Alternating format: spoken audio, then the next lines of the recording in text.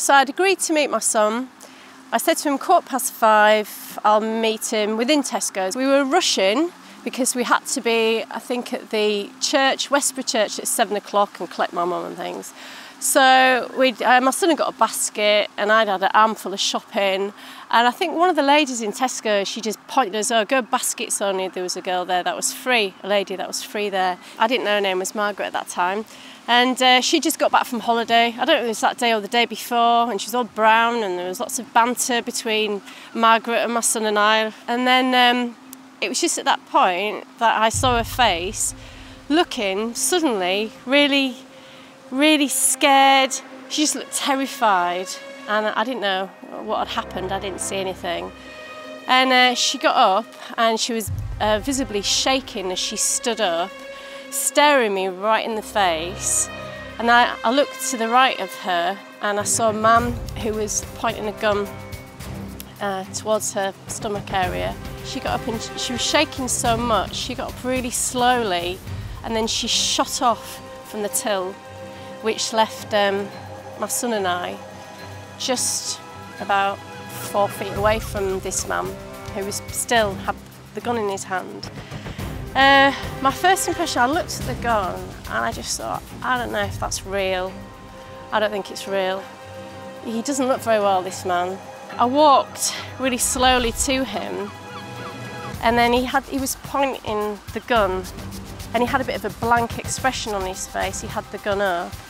I walked by the side of him and then I grabbed my 2 hands on the gun. I remember I looked over to my son and I said out loud, Matt, get out of the shop. I'm really upset now. I've never cried about it.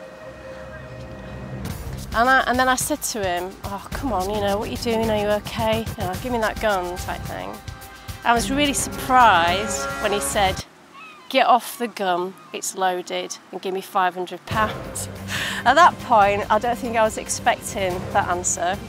I expected him to just drop the gun. I thought he looked quite fragile. I thought maybe he's not very well, and he kept trying to pull it back up again and telling me that he wants this £500. And I think then I just began quite shaking.